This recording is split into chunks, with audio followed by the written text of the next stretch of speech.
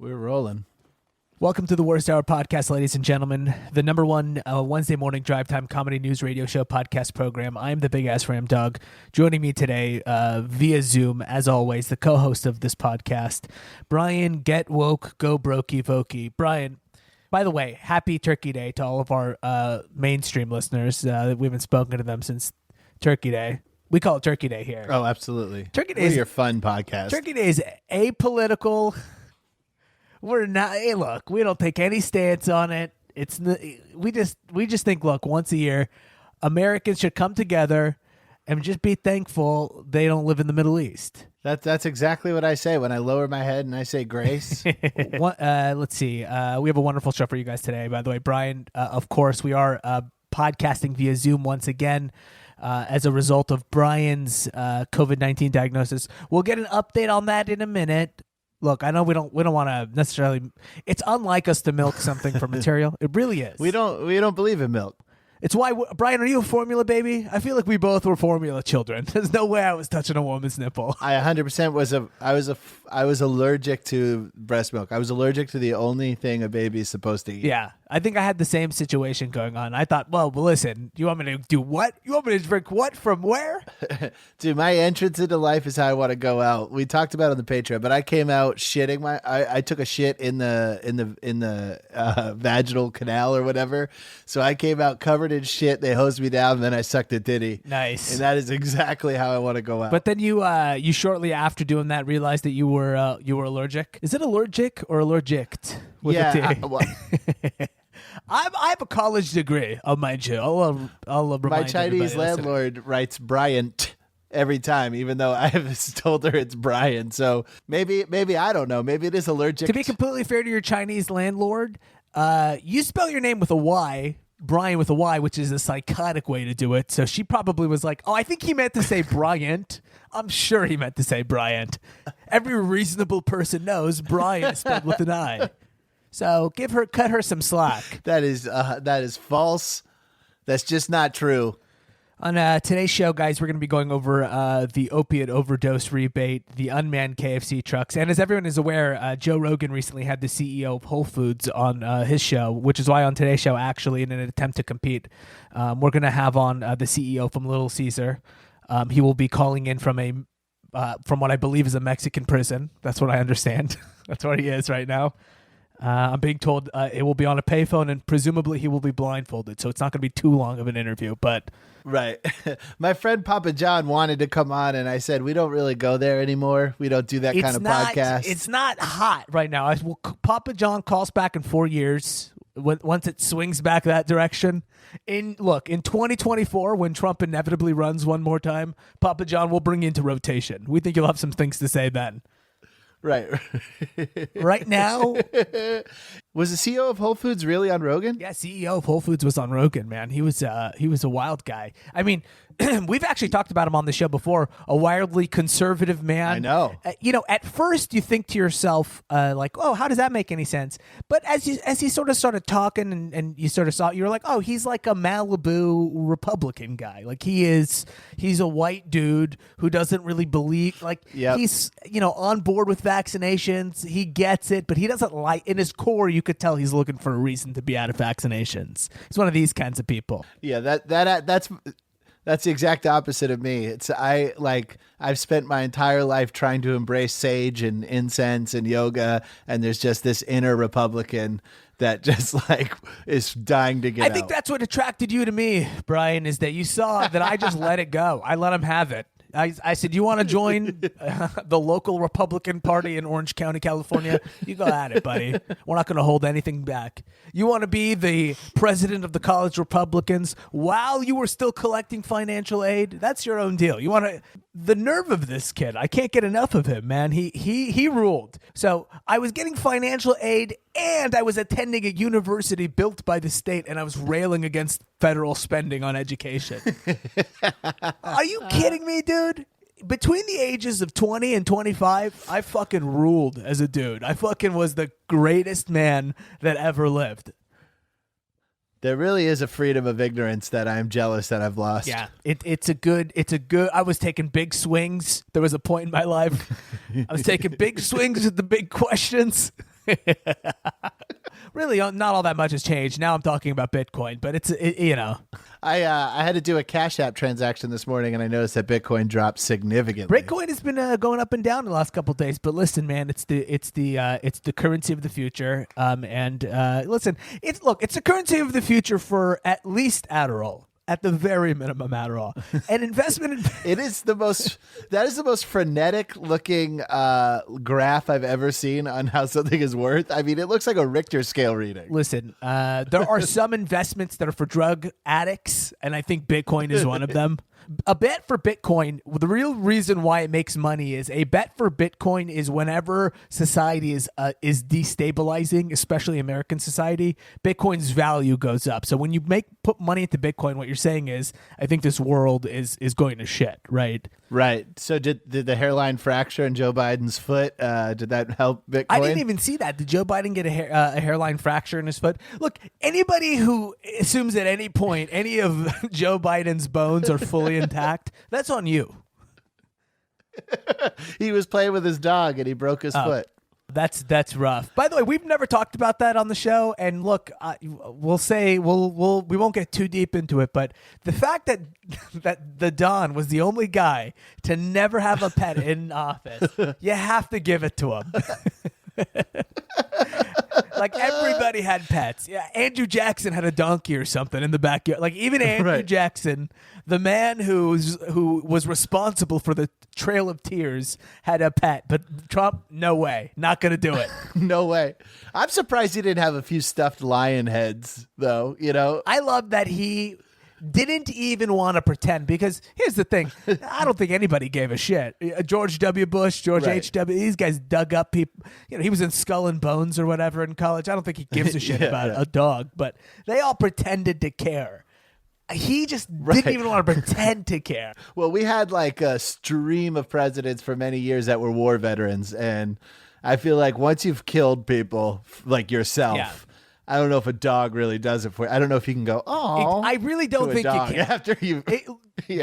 Look, there are credible theories. It's absolutely not credible. I heard it one time at a bar. There are credible theories out there that George H.W. Bush shot John F. Kennedy. All right, you think he's gonna think a dog is cute?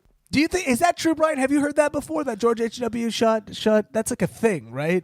I never heard that he shot him, but I heard that maybe the Bushes were a part of the conspiracy to get him killed. There's a YouTube. I'm sure somebody will either tweet us or email us. There's a YouTube video out there. It's called, like, I think The Lost Soldier, The Lost Night. I don't really know. It's one of those videos that starts on a fade to black, and it starts off on a quote. You know those videos, dude. Yeah. A quote from probably Thomas Jefferson. A quote from those people. Thomas Jefferson or the Bhagavad Gita or something. Right. Or Thomas Paine. Yeah, it starts off with something. Ayn Rand, one of those ones. Something austere and something really that just gets you, you know? And if you're an idiot like me, I'm in. As soon as I see the quote, if I see a quote on your fucking 3.5 hour long video, I'm canceling all my plans. I'm watching every fucking minute of it. It works on me. I'm a big believer in it. But yeah, that's one of the theories out there. So I don't think that George H.W. ever thought that dogs were cute. Or I'll tell you what, maybe these guys appreciate pets in a way that you and I could never. You know what I mean? Well, I definitely think W loved his dog. He seems like a good game of fetch would really like calm him down. Yeah. I mean, that's the thing. Maybe you got to kill a couple million Iraqis before you really get how much a dog's love means, you know? Right. So there's also that side of things. Yeah, and we all know Hitler loved Blondie, his German Shepherd.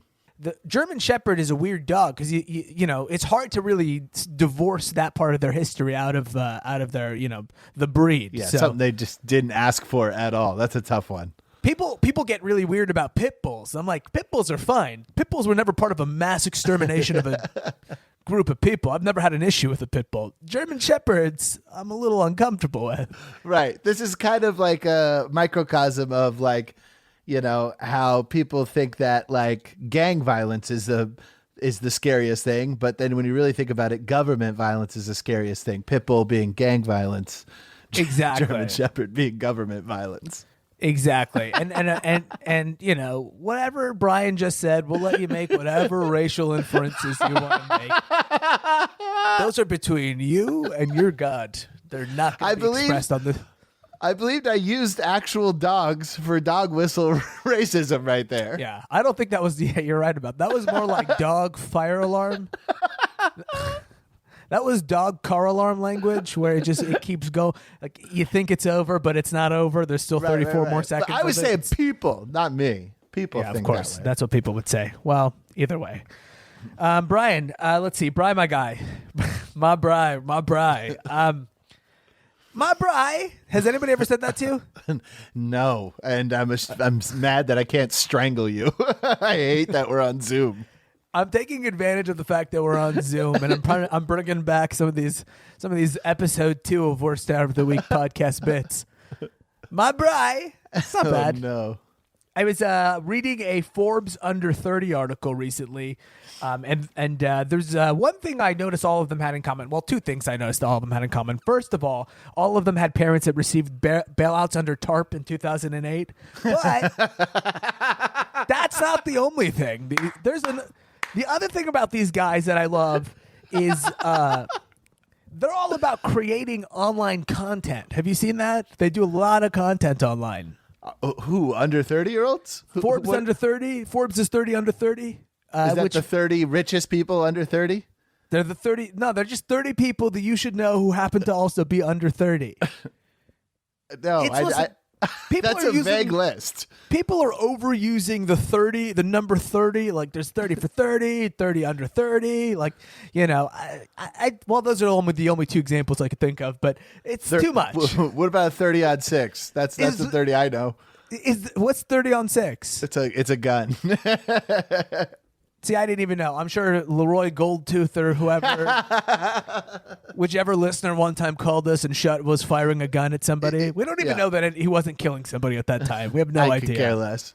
Well, hey, if you're listening to this podcast, if it was on private property, we're not allowed to have an opinion anyway. You know, I think we got to get into a little more content game here at the Worst Hour Nation. Okay. So I was thinking about this great web series idea that you and I could do. Which is, it's like it's almost like America's Funniest Home Videos. But what if we comment over crimes that were recorded with Ring doorbell systems, and we do a lot of like wacky voices, and you know, we bring in think about how much fun. Because first of all, a lot of great Ring doorbell content out there. I was watching something literally just before we started this podcast.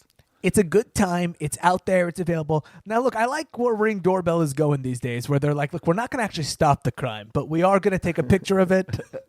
We're going to give you some proof that it happened, but there's no real... Because everybody's Ring doorbell video is like, have you seen this man? Do you know who this is? Or there's not... other than... I don't know that guy. He's wearing a mask. I don't know if anybody could know that guy. And also, I wonder if it's the households themselves that are going viral, or if it's just an operator like a dispatch who is screen grabbing all this stuff and running some of the most successful Instagram accounts in the world because he has access to every bit of footage. Well, that's what I'm saying. The work is already there. This is why I love the idea of the show. You don't want to do a lot of lifting. So you go to these Instagram accounts, you pull these videos out, we bring in some comedians, we put like a green screen, we all make voices over them. It's a diverse comedians, not the footage. The footage will not be diverse. It'll be one race that you see committing the crimes on those videos. Yeah. And they are pure white people. We are not picking any of the other ones. We'll be watching some Irish guy setting a 75-year-old woman on fire on her porch and a voiceover going, uh-oh, oh, no. I think people would love that, would absolutely love that show. And again, only white people committing crimes. We're going to treat it like an ADT commercial. We're not letting any. I love it because they all look like old skate videos because it's a fisheye lens. So every single one of those crimes looks like a Jackass prank or something. When they start, you're like, dude, when is that? When am I going to hear CKY kick in right now? Yeah, like, you're exactly. so excited. Yeah. You're it's like, now. I've been seeing that a lot, by the way. because I live in Hollywood. We talked about it on the last show. I live in the thick of it of Hollywood, like like East Hollywood. So one of the things that I've been seeing in my neighborhood, I don't know if you see it in your neighborhood, but a lot of like Ring doorbell, a lot of DIY wanted posters. You know what I mean? Where it's like Ring doorbell footage. It's a guy wearing a mask. He's taking an Amazon package from 3 months ago. And they're asking me to do some work to see if I can help them catch this guy. Some Scooby-Doo shit. Have you seen any of those? Or is that like an exclusively... I'm curious if that's an exclusively my neighborhood thing. It's a lot of like, this guy was seen here on November 18th at 10:30. And everyone's wearing a mask. That's the only good thing that COVID has given us, is that we now have the mask on at all times. So... no one's identifiable. As long as they're not spreading corona while they're robbing people. No, that is entirely your neighborhood. Hollywood is the only neighborhood full of people who actually are delusional enough to think that other people will spend time trying to solve their problems. Yeah. That is not happening in my neighborhood. Well, there's also a pretty high unemployment rate around here, so I think they've also got the idea. It's a lot of out of work, people in the biz. So right. I think a lot of people have a lot of time on their hands. So maybe there could be that's another maybe hot. I got a scam. Yeah, hit me. What about this? What if we went in halves on it, right? And listen, I'm not afraid of jail. I imagine you are, no offense. But what I'm saying is, what we could do is team up, and you can say that you found me. And then I go to jail. There's no way that we'll go to court. There's no way I'll get a conviction because the guy's got a mask. So you get the money for turning me in, and we split it halves. Maybe I get 60 because I got to go into the jail and I got to go through the court. You got to get booked and processed. And what could the reward really be? $83 at the end. We split it. Well, plus 14... all the free food I'm getting in jail. We're 14 grand in the hole because we have to hire an attorney. No, I'll defend myself. I've done it before. Yeah. Well, we ended up getting like some kind of a penalty or something. We completely because the court fees, boy oh boy, do those court fees really fluctuate. I love that whenever you get an infraction or some kind of a ticket with the court, it's like it's a $92 fine, and you're like, oh, all right, well I can afford that. But after the assessment fees, it's around $2,000. How in God's name did you do that? Well, there's 4 S's in assessment, and the S's stand for money signs, and the money signs stand for $500 each. So that's a $2,000 word right there. It's truly insane how they were able to wiggle around and beat and squeeze you every single drop of the way through the criminal justice system. I still think my scam's a good idea. I still think we could run away with some profits. And look, I'm willing to put my ass on the line. Yeah. Okay. Listen, you're right about that. I don't want to go to prison. I plan on eventually securing the libertarian nomination for president. Well, if you had an arrest for like chaining yourself to your house over an eminent domain seizure or some kind of marijuana charge, I think that would bolster your resume to get the nom. Yeah, you're not wrong about that. You're not wrong about that. But listen, in my opinion, there are better ways to do it right now. Maybe I could start up some kind of a cannabis tech company where we turn old pot plants into shoes for dogs. Something really like where it's like he's doing a lot of hippie things, but he's also a business owner. Right. He doesn't care what you do behind closed doors, though. Except I do care. I really care what you do. You better not take your shirt off. It really bothers me what some of you do behind closed doors. It really bothers me, man. Ever since I saw the movie Moonlight a couple of years ago. Have you seen the movie Moonlight? I feel like that's a rude question to ask because I haven't.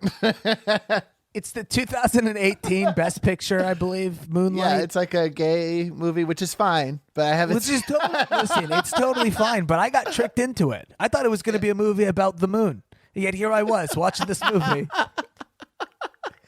If you could imagine, to my surprise, Brian, there I am in the movie theater when all of a sudden this movie is completely not what I thought it was, Brian. You thought it was going to be a YouTube doc on how the moon landing was fake? Listen. Would you go to the movies if they showed YouTube docs in the movie theater? I've tried pitching that one, dude. I would self-fund that project. Let me tell you right now. I watched Moonlight, and boy, it forced me to deal with some uncomfortable thoughts and feelings.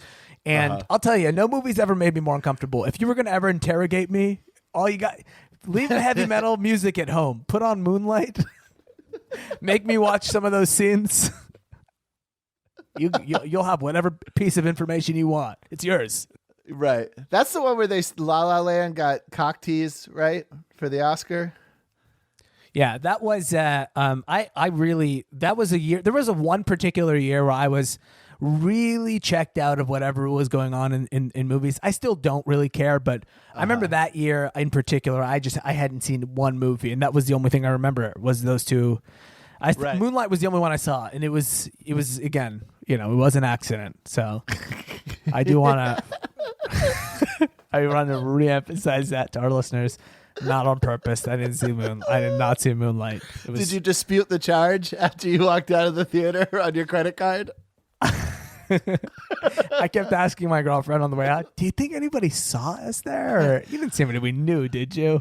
You're calling up Visa. You're like, hey, is there any way? Look, I don't even need to dispute the charge, but could you say I saw Rambo? I don't want to bring up any red flags around this charge. I don't want any attention on it. I'm just trying to. Could you call it something else? Magnum condoms. Say I bought Magnum condoms. Hypothetically, I know you guys are selling my data. I need you to make sure that piece of information doesn't get out there. I'm willing to talk to whoever I got to talk to. I'll sign anything over to you guys. I'll agree to pay some of the credit cards even. I just need you to remove that one little line in the transactions. Speaking of selling data, I actually made the transition to Apple Maps from Google Maps. Google Maps sells more data, apparently more volume of data than Google searches. Like Google Maps is a gold mine for Google. They're selling everything. Yeah. It's so much, and it really put me out of business as a data tracker myself. I was a sort of a mom and pop data collection business. Right. I did it solo. I did it all on my own. Saved my first $5,000, put it into collecting data by myself. I built, a little office and all that stuff, and these guys came in and they took me and they knocked me right out of business, man. There's a black and white or a real sepia colored picture of you with a peach basket full of data. And you're like, I used an oak box, or I used a milk crate as a seat of my data collection company. Grainy footage of me chasing behind cars with a camera. Where are you going? Hey, what'd you buy? How fast are you traveling on average? Would you say traffic is moderate on the street right now or severe? How would you put it?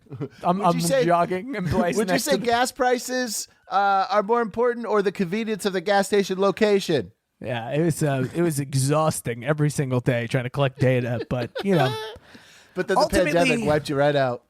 Yeah. Ultimately, I'm here. It all brought me here. All roads led me to the Worst Hour podcast, which is something I'm incredibly grateful for this year. Wow, something to be thankful for. Happy Turkey Day, folks. Before we get into the show today, Bryan, please take a moment. Give the listeners in Lake Stevens, Washington, an update on how you're doing. Today is the 12th day of your COVID diagnosis. Is that correct? That is 13th? Correct. Yes. Yeah. Yes. 12th. How you feeling? I got a negative test back, baby. You're completely COVID free? I am COVID free, no pathogens detected. And I've been doing some reading. And, and what I mean by that is my neighbor Carlos told me that if you've had COVID and you got through it, you are now immune forever, according to Carlos. So I don't believe that's actually true. I think Carlos might be wrong. I'm not listening. Granted, look. Is there a chance that Carlos is related to a nurse? Yeah, absolutely. So maybe he does have some information that I don't have. But ultimately, my guess is I think that from my understanding, they believe that the reinfection rate is possible after a few months. I believe that's what the shows. Fucking CDC says. But I don't know about Carlos Delante Cortez is my CDC. Understood. Understood. Yeah. Understood. His name is Carlos. I understand that is where his qualifications stand in your eyes. But I'm saying, there are other points of view out there. I'm thinking now that I'm immune, I'm really going to let it rip, dude. I'm going to go down to Huntington Beach. I'm going to be on the front lines of those protests. I'm going to take a hard anti-Gavin Newsom stance. I'm going to let it go, dude. No masks anymore. You never, from my standpoint, I didn't hear any coughing. Was that even a COVID thing, coughing? No, I had a real lung rattle going on. I had a real pressure in my chest, headaches, I was shitting my brains out, but I always am. So I have no idea. Yeah. That's just how I'm live. still not sure if I don't have it. I feel kind of weirdly run down, and I have felt weirdly run down for the last couple days. So, and I've gotten nothing but negative test results back, but everybody around me has got negative tests. Nobody tested positive that was close to me. That is so, but you know what? Here's the thing. I'm pretty sure I didn't test positive, but I'll never, ever, ever bet against Badawi bad luck. If anybody can possibly contract something in a scenario in which it was virtually impossible for everybody else to do it, don't you dare discount the Badawi's ability to find a way. Dude, but no, I consider that good luck because you're going to get through it without, you're not sick, obviously. You don't need to go to a hospital. Now you're not in the government program. You're not on some list as a person who contracted it. Yeah, you're right. I'm not on some list, except the list that you got me on. For $20, though, you always leave that part out.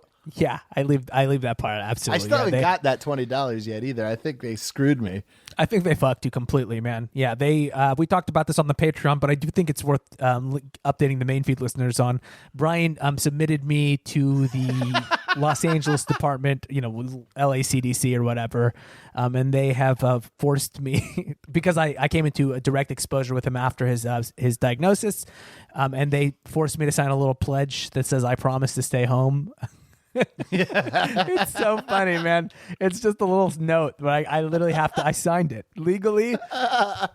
If I get pulled over or something, and somehow they can track this paperwork down, it's me, man. I'm gonna be, at the mercy of the court there.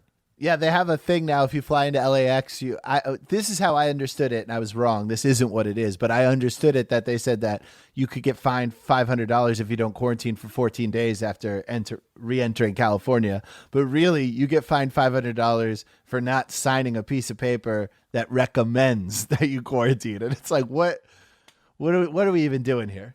I'm still doing a little bit of quarantine over here. It's trying to limit my contact with people. Mm-hmm. I was trying to kill time. I was trying to, some people will watch movies that they liked from a long time ago to see if they still hold up. Yes, absolutely. One of the things I like to do is I like to watch movies that I didn't like from a long time ago to make sure I still don't like them. To make sure you haven't gone soft. To make sure exactly. I got to make sure that everything is still right in the world.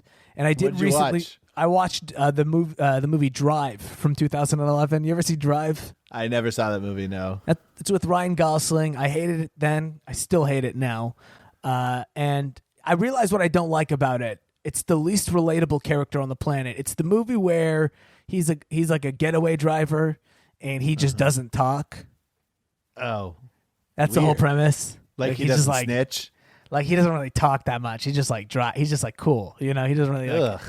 And that's the part that I go, this is why I hate this movie. I didn't realize it at the time, but the reason why I hate that movie so much is that I just can't relate to anybody less than that guy. If I was a getaway driver, are you kidding me? I'd be calling you every day, Bryan. I'd be like, you'll never fucking believe what I just did this morning. Also, I've never been driven by somebody who wasn't chatty. That's why I think I didn't care much for the movie. There's also that element of something. People who drive like to chat. They like to chat. They have you hostage. That's why they do it. Very few people are super skilled drivers, and that's that. Usually driving is a life that chose you, not vice versa. But does he win? Anyway, I didn't even finish the movie. I watched about 10 minutes of it, and I'm like, I'm out, dude. This guy in the beginning pulls off a crazy heist and doesn't say a word about it. I'd be literally talking about it immediately. I would be finding strangers in the street, being like, dude, I got to pick your brain a little bit. I don't know what to do. Dude, and then we got away. I that's how every one of your story ends. Yeah. Yeah. I've been watching a lot of One Last Job movies. That's a genre I love. One Last Job is definitely a good genre, but those are all typically like cop movies, like One Last Job, like soldiers, or assassins, hitmen, government agents, cowboys. I guess what I'm asking is nobody says one last job and they're an HR manager or something and they're coming back. No. Coming back to onboard an employee one last time. We have a sexual harassment case that only you can handle. Yeah, nobody's a acquisitions and mergers attorney. Right. And it's like one last job. I'm going to come through and make sure all that paperwork is in place. No. It's usually involving murder. Yeah, I'm a bus driver. One last route. Let's do it. It's always a job that involves murder. It's the Macy's Day Parade, and all our bus drivers have the flu. Yeah. We know who to call in. Yeah. Let's see. Bryan, worsthouroftheweek@gmail.com. Send us an email. I want to know, with the holiday season around the corner, one thing I love hearing about is shitty Christmas bonuses. Back when I worked as a corporate shill, I would frequently receive shitty Christmas bonuses. And I want to hear what the worst Christmas bonus out there is. Let's do a prize giveaway here. worsthouroftheweek@gmail.com. Worst Christmas bonus. Email it in. We'll read them on the air next week. We'll decide a winner. And then the winner will receive a present to be determined. Let's just say we'll top that shitty bonus. We'll top the shitty bonus. The worst bonus I ever got was when I worked at Allied Wallet, that the company I got in trouble for laundering money in Crimea with. Not to be confused with some of the other money laundering operations I was present at. Occupied Crimea. Occupied Crimea. Yeah, you're right about that. They paid us in a prepaid card that they made and printed. And here's the thing. They said, here, you guys get a Christmas bonus. And they gave us the card. And we had to pay all the fees that were associated with the card. And the whole reason why they did it was not even to give us the bonus. They just wanted to boost the sales. So it artificially looked like there was more sales than there were. Cook the books. It would be like if we gave Chris, a Spenny a bonus of a Patreon, just so that we could count the additional Patreon in the war chest. Tonight, this year, we're giving out 1,000 Patreon subscriptions. I've only had great Christmas bonuses because I've only had one job that gave Christmas bonuses, and that was a preschool teacher. And I was a preschool teacher for very wealthy children, and so their families. Yeah, their families would just throw cash at us. I would walk away with like $6,000. Oh, wow. Yeah, it was unbelievable.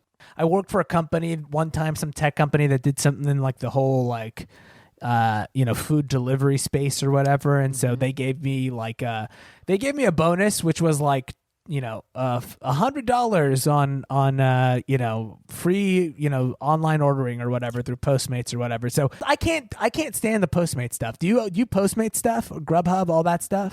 Well, now that when I had Corona, I was Instacarting my groceries. I guess that's fair. I can't really do the Postmate stuff. It seems like a horrible crime on every level. There's too much communication, though, with all this stuff. They're like texting you. They're like, what about this? Can I substitute this with that? And I'm like, dude, listen, I'm not going to tip you. So just do whatever you got to do. The whole time I've been ordering groceries online, they like send me text messages, and like most of the people do it, they don't speak English very well, so I don't really understand what they're even asking me. Brian's like, what's al pastor? I have no clue what you're saying to me, sir. I don't know what carne asada is. Just get me the burrito. What the fuck is spaghetti? I don't speak Italian. Brian's like, I can't read. So please stop texting me. I don't know what language this is. Could you do a voice memo, please? Have you ever seen somebody doing a voice memo in public? Oh, I see it all the time. It's one of my favorite things ever. I've never seen anything. It's never once ever detected anybody's voice properly. I'm not really sure whether AI is real or not. It's got to be fake, dude. I'm so stupid that whenever I do a voice, I'm having a hard time switching from talk to text to voice memo. So I'll say period in a voice memo. Yeah. So I'll be like, hey, listen, I was reviewing the documents you sent over, period. No, period. Backspace. You got to like period. No, not the word period, but period. Dot. Yeah. Yeah, it's dumb. I'm not really sure. On one level, they're like, dude, AI, it's taking us over. And on the other level, it's like anytime you try to use it, it has no clue what's going on. Yeah, why would I have said to my mother that I farted in my panties? Yeah. My mother knows when I wear my panties, I'm done farting. You know? How you doing, folks? Why would your mother know that? Let's get started, folks. It's the worst hour of the week with Bryan Vokey and Ramsey Badawi. Hit the music. Okay, welcome to the worst hour of the week, folks. Let's get into these news stories here. We're about halfway through the show. We want to remind you, if you're interested, we have a Patreon page, patreon.com/WHotW. You want to support your boys. It's a difficult time for the both of us. Bryan was diagnosed with COVID-19, and I, of course, have been forced to sort of deal with it on the outside in my own ways. And for that, I would like to be compensated. And rather than file a class action lawsuit, I think it'd be a lot easier if you guys could just join the Patreon, patreon.com/WHotW. $5 a month, $2 a month, whatever you can afford. We would greatly appreciate it. Bryan, let's get started here. What is this going on with these opiate company, Purdue?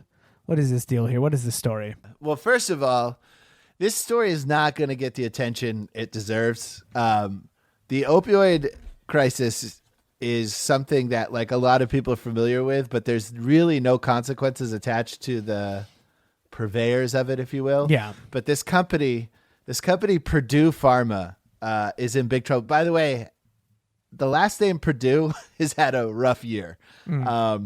Purdue Chicken Farms had the worst corona outbreak, and then they had strikes. Their workers walked out because they were underpaying them. They were doing nothing to mitigate the outbreak. Is that true? That's true. Wow. Yeah, that was a huge story. And it was across state lines, like farms in Georgia and Maryland.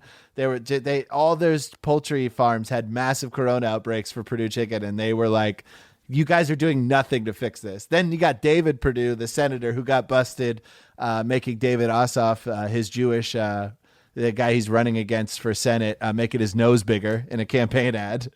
And then you got Purdue Pharma. I'm just saying, if you had the last name Purdue, you might want to think about changing it to something nicer like Hitler or Obama. I will say, I agree with you. Right now, so let's see. So essentially, let's go over the story here. So what happened is this company, Purdue Pharma, they're in the pain reduction business. They make Oxycontin. They make fentanyl. Yeah, Oxycontin. Codeine. Well, no. Fentanyl is an ingredient, I believe. Am I incorrect about that? Fentanyl is like no. Fentanyl is a synthetic opioid. The reason why you think it's an ingredient is because people cut heroin with fentanyl that they get from China or something, right? Or whatever. There is Chinese fentanyl and there's American fentanyl. But Purdue produces Oxycontin. That's their thing. They invented Oxycontin. But also all the other stuff I just said. Gotcha. Too. Okay, but is fentanyl a capital F? Yeah, fentanyl is a synthetic opiate. Got it. I didn't know it was a proper noun. I thought fentanyl was an ingredient. I thought fentanyl was like cocaine. No. Fentanyl is it's not an ingredient. It's a medicine. Okay. But they make all this stuff, and they were raking it in in the beginning of the opioid crisis, because obviously that's their business. And around 2009, when the opioid crisis was kind of starting to plateau, it was real bad back then. They wanted to make more money. So they brought in a consulting firm, which this consulting firm deserves a deep dive. If you guys want to read about the most evil company in the history of companies, read about McKinsey & Company. Their Wikipedia page is hilarious. I might do a deep dive about that later, but they're an evil for hire consulting firm. And they came in, Purdue Pharma brought them in, Pharma, to and McKinsey, this is their language. They said, we're going to turbocharge your opioid sales, which is hilarious in its own right. So they came up with a bunch of suggestions on how to get people more hooked on opioids. And one of the suggestions they came up with, so apparently CVS was, I've been reading, one of the worst dealers of opioids. They were ripping out prescriptions left and right. They were handing them out. They were easy they were easy bait for people to go in and use fake scripts and all this stuff. CVS was real bad. They were just an easy mark to get opiates from. And so McKinsey figured this out, and Purdue Pharma, working with CVS, what McKinsey came up with to make CVS never slow down in their generous offerings of opiates was they were like, look, at your rate, you're going to kill a lot of your clients. A lot of your clients are going to overdose. So what we'll do, we'll offer you $31,000 for every one of your clients that overdoses. So if you went into CVS, you got opioids from CVS, and you overdosed and died, CVS would be able to cash in a $31,000 rebate, which is for what some of the reason? most To evil. accept some of the liability. It's to accept some of the liability. Is that correct? So if somebody dies and they sue I think CVS, it's more evil than that. I think what's going on is CVS is like, hey, if we nobody's going to be using our pharmacy if they're all dead, and they're like, okay, so if you keep pumping out a lethal amount of opioids, we'll grant you $31,000 to make up for your clients that are dead. Interesting. Oh, okay. I see. Because I would have thought that maybe CVS was concerned on a liability scale. That's really interesting. I'm sure they are now. Well, they have to be. Yeah, absolutely. I mean, at that time, it was like Wolf of Wall Street. They were all just raking it in. But I don't know if you've ever tried to get. I think it's funny that CVS is getting rebates on dead people, because have you ever tried to cash in a rebate from CVS? I've never tried to cash in a rebate from CVS. No, it is impossible. You've got to mail it in to this day. You've got to mail in the rebate. You've got to mail it within like 15 days. The address is in like Nagasaki, Japan or some shit, or like Siberia. Like it's some place. It's in some place that it's not easy to get mailed to within 15 days. And like, so I've bought like fucking Miller Lite where they're like, hey, $5 mail-in rebate. Then I mail it in. It doesn't get there in time. You never see the $5. And I was just laughing at myself to see if CVS was subjected to the same rules for their dead bodies. Where they're like, a client dies and they're like, well, we didn't find out he died until 15 days after he was dead. And they're like, sorry, it's a little late on the rebate. I also wonder if McKinsey gives them the mile-long receipts for the rebates that CVS is making everybody else deal with. the thing. And how you doing, folks? That's the kind of show you're talking about today. We're doing long CVS receipt material. That was for you. We are. Here's the thing about Big Pharma. These guys cannot have a good press day. They just can't handle it. It goes to their head. They had one good press day in their entire lives, and immediately they had to have the worst press day right after that, because I think I read last week that Purdue themselves pled guilty to 3 charges, including failing to warn people about the addictive nature of the drug, and there's X amount of deaths involved, and then there's also a million other things that they're being sued for in regards. It's an $8.3 billion settlement. So I also, by the way, in 2009, I was buying a lot of street opioids, so I think I could get myself in on this class action lawsuit. I'm going to try to get some of that. Might be worth your time. It might be worth your time. Ultimately right now, it's so funny. We're so at the mercy of Big Pharma that nobody could even criticize them during these times, which is why I think they don't get the attention they deserve. Honestly, who gives it? We're so dependent on Big Pharma at this point. Nobody, I think, is willing to criticize them. Big Pharma can do whatever they want to do. They could, quite frankly, I could walk in on them banging my mother at this point. I would understand. They're just an evil that I got to live with at this point. So I think you're like, oh, that's why they call you Big Pharma. I go, hey, how you doing, folks? Interestingly enough, not so big at all. Not that, more like medium pharma, if you ask me. How's it going, Regular pharma. Ooh, must have been cold pharma that morning. I like the idea that as soon as the charges get convicted, they're like, all right, here's the deal. We'll settle, but no vaccine. How about that, bitch? Yeah, how about no vaccine? Yeah. Oh, you that upset about the opioid crisis? Because we're about to do the vaccine. Well, not us per se, but people around us. This company, McKinsey company, that was advising them on like death rebates and shit. If you look at what they've done, they worked with ICE on how to lower costs spent on food and housing for detainees. They got in trouble last year because they had a company retreat. adjacent to a Uyghur re-education camp. They went to China and threw a lavish retreat right across the street from a Uyghur concentration camp. Look, in their defense, it's probably a thrifty dollar you'll spend. I imagine you know. That area of China in particular, probably wasn't it the Zhejiang province? But it's because they work with China. They've actually worked with them on this re-education camp. They work with Erdogan. They've worked with several people who eventually got overthrown in coups. They work with a lot of authoritarian regimes. They've got the most evil resume you've ever seen in your life. It's hysterical. Well, we'll definitely look forward to a deep dive there. You know, we got a lot of Chinese stories today, although I mean stories about China. They're not like Chinese stories. They're not stories that are like fables about like a tiger. Yeah, I don't know. Helps you sleep. Look, I'm sure. Let's be completely honest, folks. I'm sure there's a lot of great Chinese stories. I happen to not know that. That's not this podcast.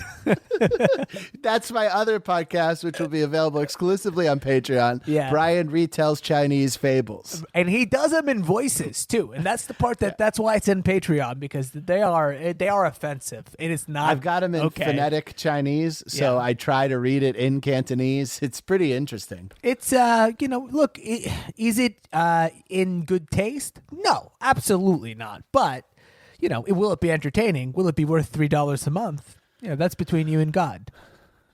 Speaking of taste, real quick, if one more person who listens to this podcast or follows me for whatever reason makes another "I have lost my taste, bad taste" type joke, I'm gonna hire a hitman off the dark web to kill them. Hey, remember how when we were talking about Ross Ulbricht the other week? Yes. We were talking about him. He's the guy who is the founder of the Silk Road. You were talking about how he got busted at the San Francisco Library. The Glen Park branch. Yeah, the Glen Park branch.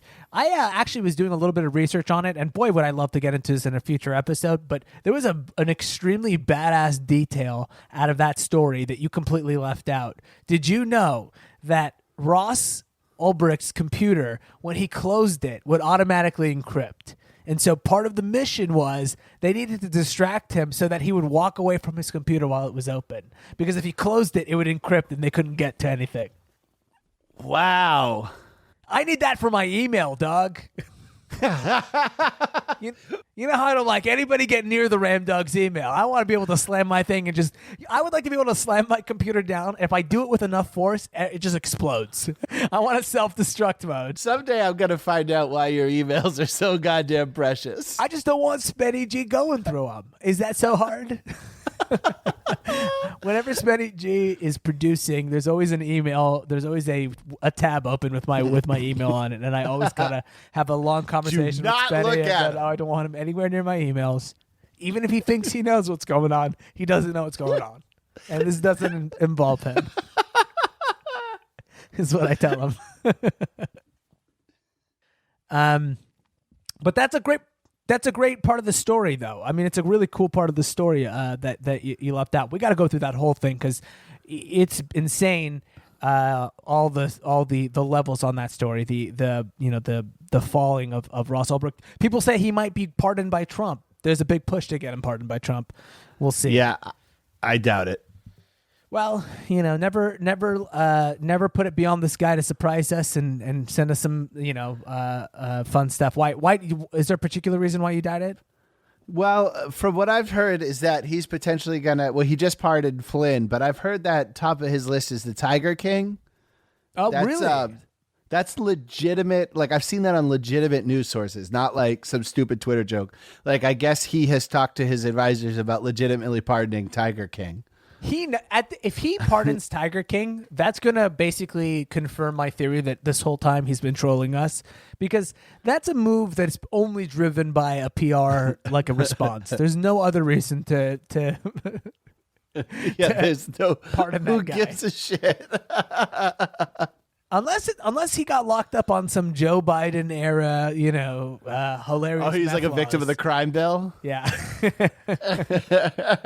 What if Trump freed all the white victims of the crime bill? What if that was his final pardon? And what if all the white victims were just the Tiger King? That was the only one.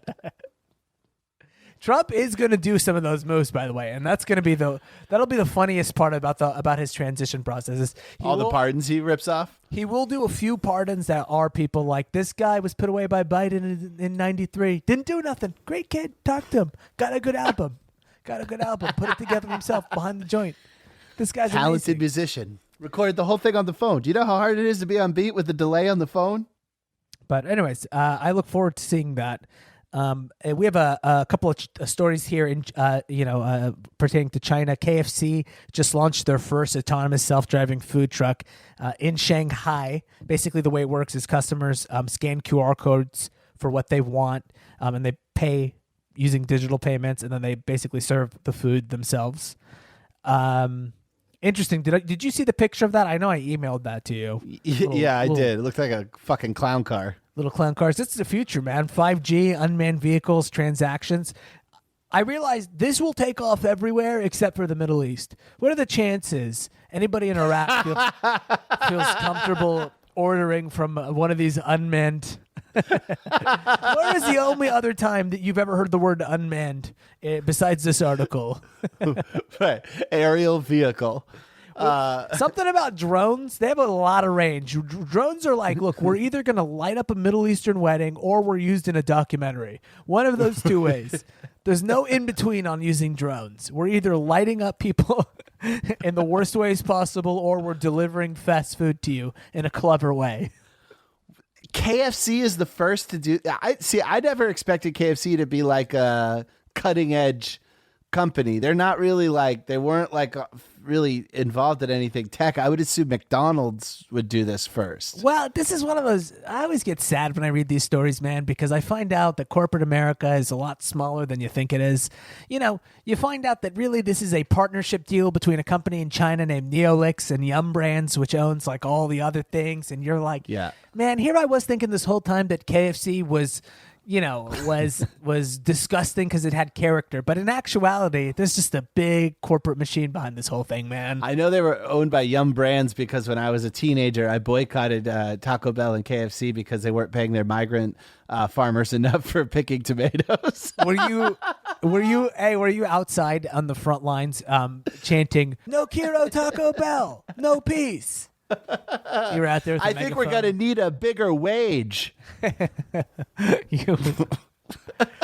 I'll tell you who the Gortitas are. The CEO of Yum Foods brand. How about Pay Mas? Yeah, there we go. I like that. Yeah, so they're doing that. I think that might be an interesting way, by the way, back to Iraq here, not to get away from this rich comedy premise too quickly.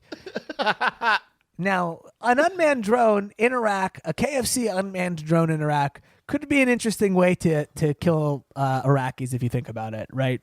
Could be like a sandwich cart. They get a sandwich, then almost Wile E. Coyote style when they open the bread, a hellfire missile comes out of it, hits them. That's probably how they got Soleimani. Yeah. They do get each other in Looney Tunes styles over there. It's hilarious. Well, did you hear that the Iranian scientist who we talked about on the Patreon episode, a nuclear scientist in Iran was slaughtered? They now they thought it was drive-by shooting. They now think it was a satellite strike. Oh, really? Which I don't understand what they mean by a satellite strike, because it's did the missile come from space? Because that's where satellites are.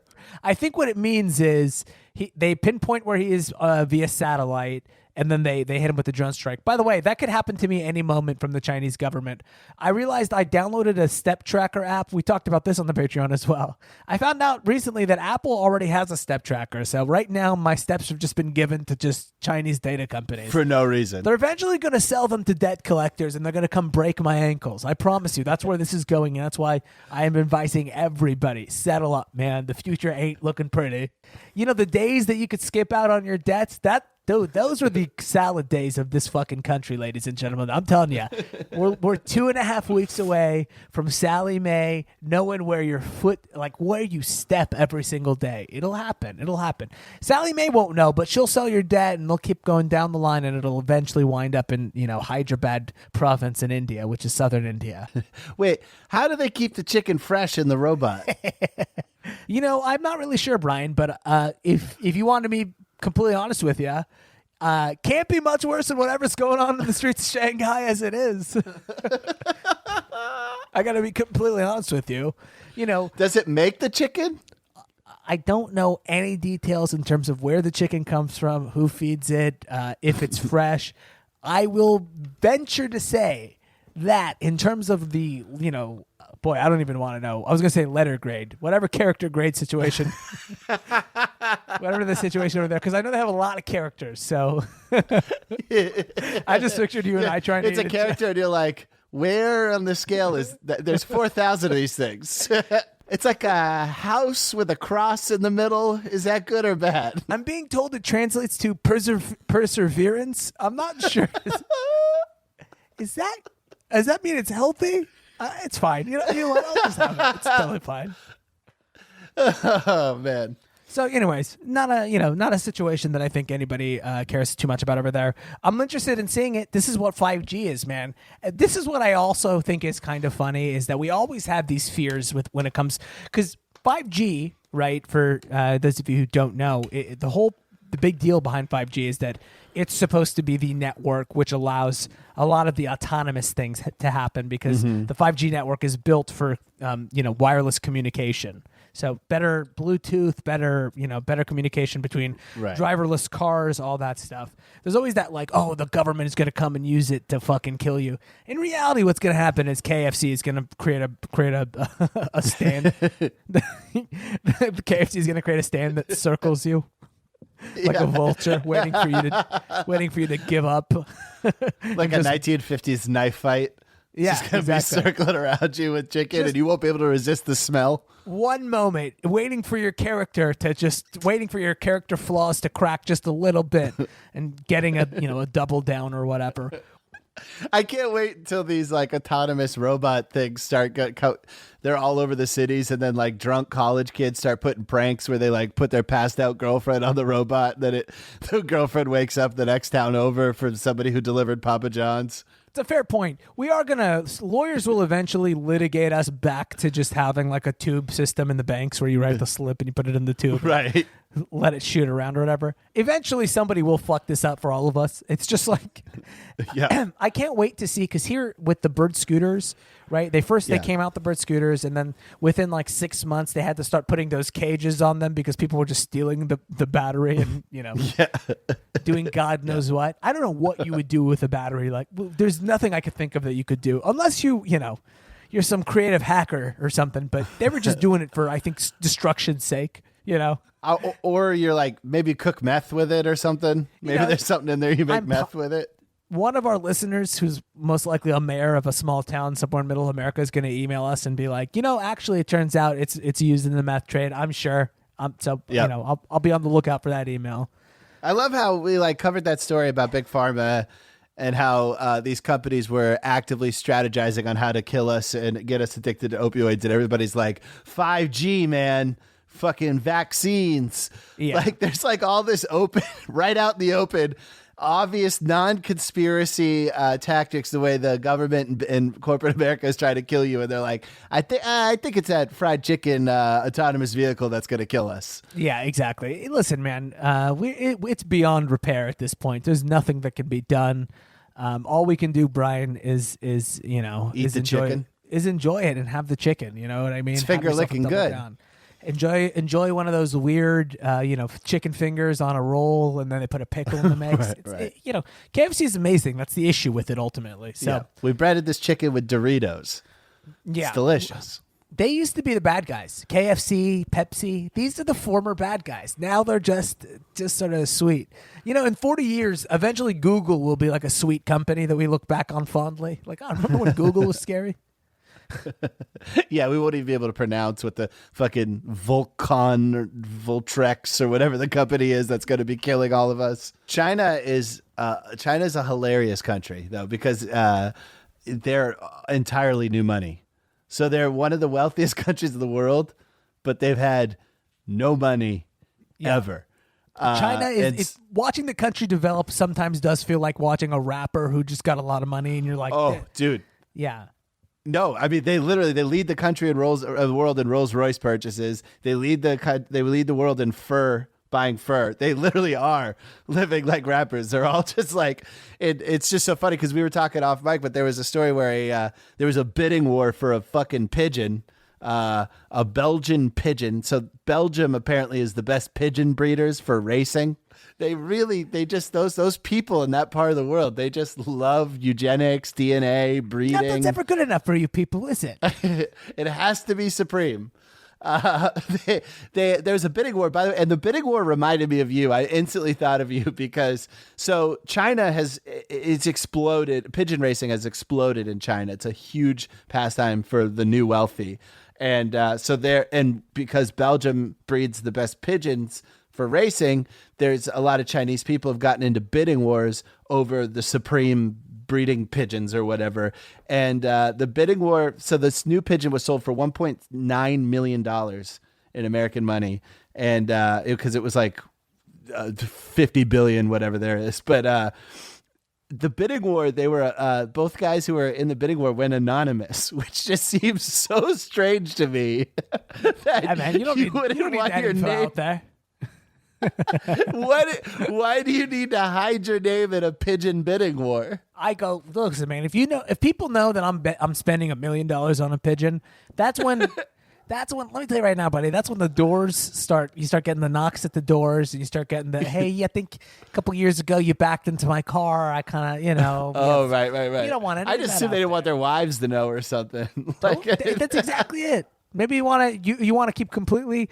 I like the idea that the wife is going through she's going through the billing statement and she's going, honey, any reason why it says here you anonymously spent $1.9 million? And he goes, it was on a bird. And there's no way she would believe that. Yeah. It's a wacky world. All I ever knew about pigeon racing growing up was that Mike Tyson did it. That was like a famous story about him is that his first fight he ever got in his life was over a bully who ripped the head off his pet pigeon when he was 10 years old. Jesus, man. Can you imagine growing up in that kind of hell where your bully rips the head off your fucking bird? And he talks about it too, and he's like, that's the first thing I ever fucking loved in my life. And he ripped the fucking head off right in front of me. And it's the most painful story I've ever heard. Oh, it sounds incredibly brutal. Mike Tyson is a guy who I've heard on several occasions. When he's hurt, man, it's hard to listen to. He really, he's a hard on his sleeve fella. Yeah, you really do get the feeling that he was tortured as a young man and quite a sensitive person. Yeah. He used to hide in the walls, like the walls of his apartment were wide enough where he could get into the wall to hide from bullies. And then he grew up to be, the baddest man on the planet. But he was a pigeon guy. But pigeon racing, what's funny too is the fact that these guys are paying $1.9 million for pigeon racing. And it is the most fixable, bullshit, fake sport you could ever do. Well, at least the way they do it in China. Apparently, so what they do is they put honing devices on. They tag the pigeon's foot. They put like a little stay-at-home bracelet on his ankle. Yeah. And they fly it, and then they allegedly it's not about winning the race. It's about who has the highest average speed for the entire race. And all this is calculated behind doors. And nobody can see it. It's not real information. Yeah. And then whoever wins millions of dollars. Oh, yeah. So kind of like Federal Reserve. Is that how it works? What's up, bitches? Suck it. Janet Yellen, suck it.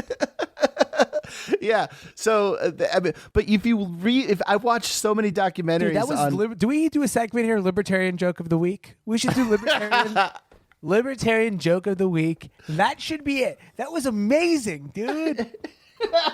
You just heard the Libertarian Joke of the Week. Dude, they do it behind closed doors. Somebody becomes a millionaire secretly. I mean, dude, that was awesome, dude. You know what? I appreciate a guy who's willing to give himself credit. That's what's important. Hey, when nobody's doing it. But so they're spending millions of dollars on it. You could just get a junk pigeon and then pay the judges off. You know what I mean? Exactly. It's so stupid, but it's a heartwarming story I've watched so many documentaries on pigeon racing because you know how you fall into these YouTube holes, and I've been fucking quarantined. And I've been watching all these beautiful stories about the international pigeon racing scene, and every story is very heartwarming. Like the Chinese people I've been watching the documentaries on, they're all like, growing up, I didn't have enough money for food. Now I spend like thousands of dollars to feed pigeons. Like, it's this psychological thing that like just feels good that they get to do. And then you watch these English documentaries and they're like, after the war, all I had left was these pigeons. And I started racing the pigeons, and it's the only joy I had while our food was rationed and our house was bombed. And then I watched a documentary on American pigeon racing, and they're all just mafia Sicilian Guido fucking white trash, where they're like, yeah, these fucking pigeons named Bitch, it's named after my wife. And then they're all like hitting the cage, get in the fucking cage, bitch, get in the cage. And it's just the trashiest people you've ever seen. How do you even get into pigeon racing? I don't know, but for some reason the fucking Italians in New York are all over it. These like tracksuit wearing, kneecap breaking Guidos. I feel the same way about pigeon racing. If I saw somebody getting into pigeon racing, I would react very similarly to the way I react when I see young men on Heelys. Those shoes with the wheels on the back of them. Yeah. I would probably step in and go, listen, this is not going to get you anywhere good in life. Let me tell you right now, this is not a skill that's transferable anywhere else. A woman will never be impressed by this. It could be worth some money, but as soon as she finds out how you made your money, she'll completely be turned off by you. You need to get away from this. That's what every one of the pigeon racers goes is, you get in this for the fucking love of it. Yeah. You don't do it for the fucking money. You do it because you love it. And then one of the guys, his name was like Mario, which is Mario for the rest of the people, but in their part of the world, it's Mario. Uh-huh. And he would be in the middle of an interview, and it was a documentary on American pigeon racing, and he would just turn around and start screaming at the pigeons in the middle of the interview, where he'd be like, so yeah, you put the holding device, and you go, hey, get back in the fucking cage. and all the international stories were just so sweet and heartwarming, and there was love for the pigeons, and this guy acted like he was going to fucking take a flamethrower to all of them. I imagine in those other countries, though, like specifically China, it can't be legal to race pigeons. I'm sure there's a guy who's doing hard time somewhere for racing pigeons. Right. Or like, yeah, if you race too fun. It's got to be the most boring sport ever. 90% of the sport, like 99% of the race, you can't even see. Yeah. And then all the coops are, they're trained to come back to their coops. So they all come back to different places. So you don't know who wins until they tabulate later. It's very anticlimactic. Sure. It's got to be the most boring sport I've ever seen. But, and it's just so funny because you're watching all these countries do these beautiful things. And then you're like, the Americans are such goddamn slobs. And I was just like, God, the Chinese make things they seem so classy and so beautiful. And then you sent me an email of the Taiwanese government having what we would call a little bit of a debate. And I was like, okay, the whole world is just nothing but slobs. You want to get it, you want to tell the people what you sent me? Yeah. So I sent Bryan this video about, it was the Taiwanese parliament, members of the country's main opposition party. They're the Kuomintang, KMT. They hurled buckets of pig intestines towards their premier, which is their prime minister, Su Tseng-Chang, to protest the decision to allow the import of U.S. pork. And there's a video of this. We'll put that in the show notes there, and it's so fun to watch. The parliament is just half mast, half not mast, just hurling pig intestines at one another. Was there a commonality between who was throwing the pig guts and who was wearing masks by any chance? Yeah, there were some people wearing masks hucking pig intestines, because the thing is, they were specifically choosing to hurl pig intestines because the pig intestine is rich with ractopamine, which is the additive that enhances leanness. And that is what they're protesting. I guess the pork products that were coming in from the United States contain a high amount of ractopamine. And China, Russia, and many countries in the EU ban it, which... over 200 countries ban it. I looked it up. It's really funny because you sent me some but what does that mean? What does that mean? You sent me some propaganda of a guy talking about it who was clearly on Ractopamine's payroll, where he says over 25 countries use this product, including this country, where the flip of that is over 200 countries have banned this substance. I do love that guy. I sent Bryan a video, put it in the show notes, of a doctor who's clearly on the payroll of big Ractopamine, which is, again, it's an additive which, according to the doctor, is very similar to something you'd find in a pomegranate smoothie. It's I like when I keep. Yeah, where are we in the world now where China is refusing to eat our food? So basically, what's going on with this ractopamine thing is the way it works is with pigs and cows during the last cycle of their lives.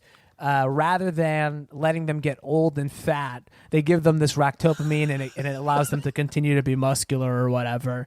Which to me, it seems like a pretty humane thing to be like, let's let him live out his last years in glory with a six-pack. Yeah.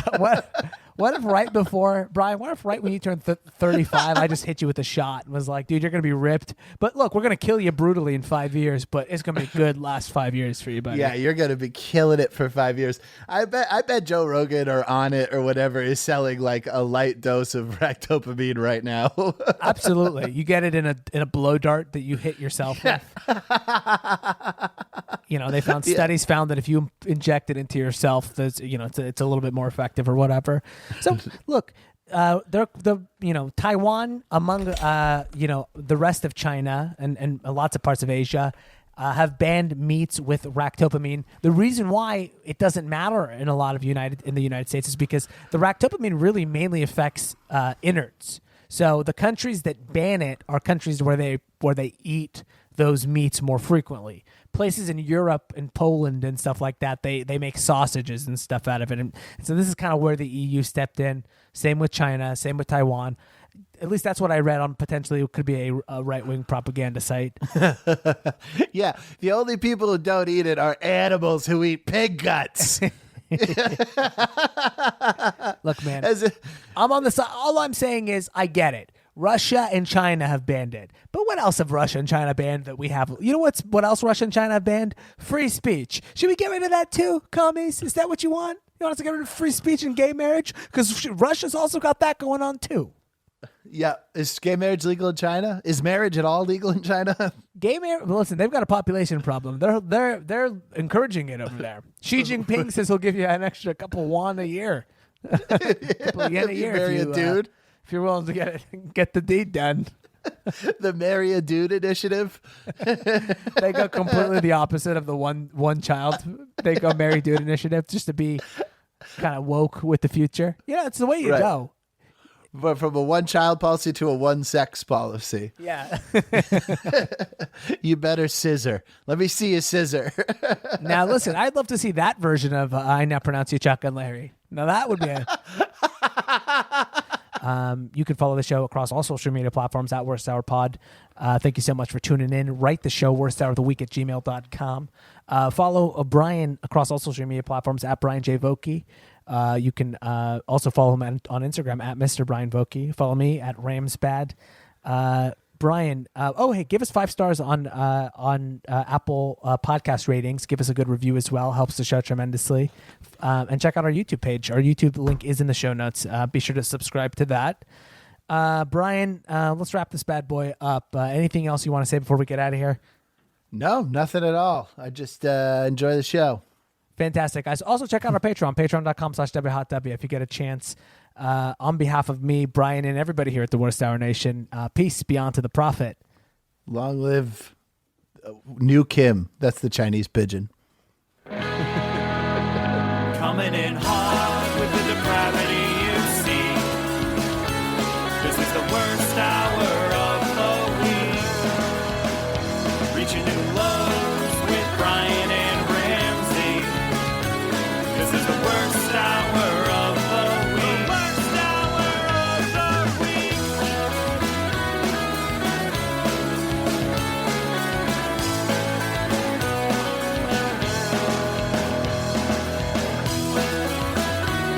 Thank you for listening to the worst hour of the week with Bryan Vokey and Ramsey Badawi.